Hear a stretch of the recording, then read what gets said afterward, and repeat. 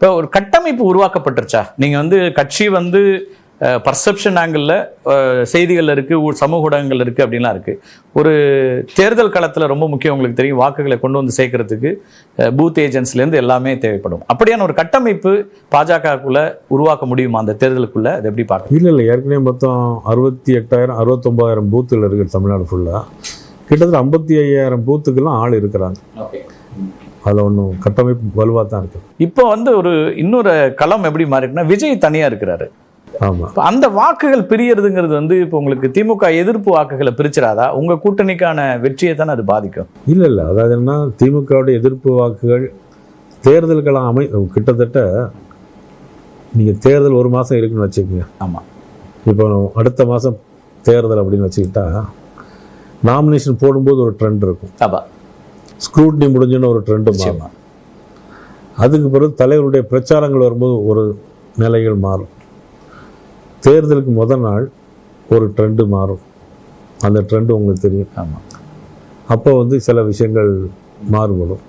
இதெல்லாம் பொறுத்து தான் எல்லாமே. விஜய் வந்து யாரோட வாக்குகளை பிரிப்பாரு அப்படின்னு நினைக்கிறீங்க? ஏன்னா அவரும் தேர்தலுக்கு வராரு, அவருக்கு ஒரு பாப்புலாரிட்டி இருக்கு. இல்லை, அதை இப்போ உடனே சொல்ல முடியாது. என்ன ஒரு வருஷம் இருக்கு, யார் யார் கூட்டணி அமைக்கிறாங்க, இப்போ அது பிறகு என்ன சூழ்நிலை இருக்கு, அவருடைய ஸ்ட்ரென்த் என்ன, அவருடைய ஸ்ட்ரென்த் இப்போ எல்லாரும் நீங்க கணிக்காம இருந்திருக்க மாட்டீங்களா? ஒரு தேசிய கட்சி புதிதா ஒருத்தர் களத்துக்கு வராருன்னா அவருக்கு என்ன ஸ்ட்ரென்த் இருக்கு, அவர் 2 மாநாடு போட்டாரு, நம்ம வரக்கூடிய கூட்டங்கள். இல்லை, மாநாட்டில் வர கூட்டம் நல்ல கூட்டம் வந்திருக்கு, நம்ம மறுக்க முடியாது.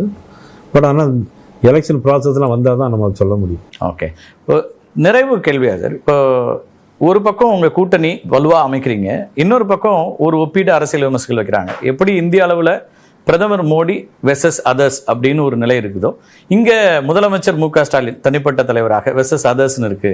இதை வந்து மாற்ற முடியாது, ஒரு இண்டிவிஜுவலா அவருடைய அந்த ஒரு அது ஒரு ஸ்ட்ரென்த் திமுக கூட்டணிக்கு அப்படின்றாங்க. அதை எப்படி நீங்க எதிர்கொள்ள போறீங்க? அதாவது திரு எடப்பாடி பழனிசாமி அவர்கள் நெடுஞ்சாலைத்துறை பொதுப்பணித்துறை அமைச்சராக இருந்து 5 வருஷம் பணியாற்றிருக்காங்க. அதுக்கப்புறம் 4 வருஷம் முதலமைச்சராக தொடர்ந்து இருக்காங்க. என்னை பொறுத்தவரை அவர் சக்ஸஸ்ஃபுல் முதலமைச்சராக வந்திருக்கார். இப்போ இவங்களும் 4 வருஷம் வந்திருக்கிறாங்க.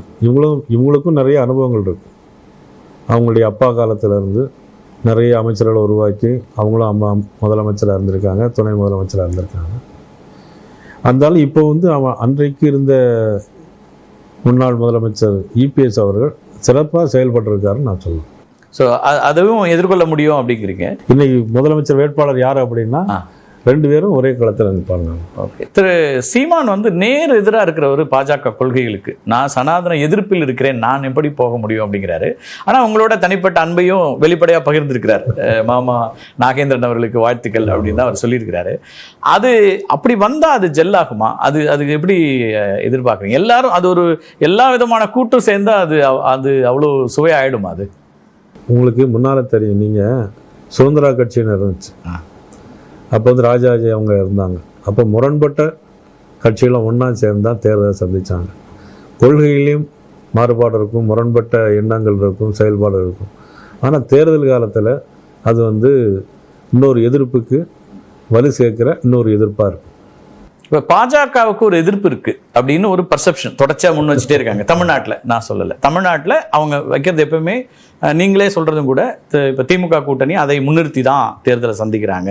எல்லா மாநில தேர்தலாக இருந்தாலும் மத்தியில் இருக்கிற ஆட்சிக்கு எதிரானது அப்படின்னு ஒன்று இருக்குன்னா, அந்த அவங்களுடைய திமுக நீங்க சொல்ற மாதிரி அவங்க நரேட்டிவை எதிர்கொள்றதுக்கு உடைக்கிறதுக்கு நீங்க என்ன இது வச்சிருக்கீங்க? உங்க ஃபார்முலா என்ன? எல்லாருக்குமே எல்லா கட்சிக்கும் ஓட்டு மொத்தமாக யாரும் போட மாட்டாங்க.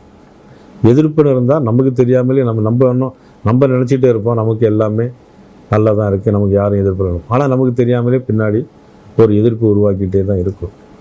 அதனால் நம்ம வந்து 100க்கு 100 எல்லாரையும் திருப்திப்படுத்த முடியாது. அதனால் இருக்கிறவங்கள வச்சுக்கிட்டு நம்ம வெற்றி பெறதுக்கான வாய்ப்புகளை பார்க்கணும். ரொம்ப ஒரு முக்கியமான காலகட்டத்தில் பாஜகவுடைய மாநில தலைமை அப்படிங்கிற ஒரு பொறுப்பு, கட்சியை ஒன்றாக அடுத்த கட்டத்தை நகர்த்துறது, அதே போல கூட்டணியை இணக்கமாக கொண்டு போகிறது, தேர்தலை சந்திப்பது அப்படின்னு முக்கியமான காலகட்டத்தில் வந்திருக்கீங்க. உங்களுடைய அனுபவம் அதற்கு கை கொடுக்கும் அப்படின்னு நம்புகிறோம். உங்களுடைய வருகைக்கும் கருத்து பெயருக்கும் மிக்க நன்றி. ரொம்ப சந்தோஷம். மீண்டும் ஒரு நிகழ்ச்சியை சந்திக்கலாம் நண்பர்களே. நன்றி, வணக்கம்.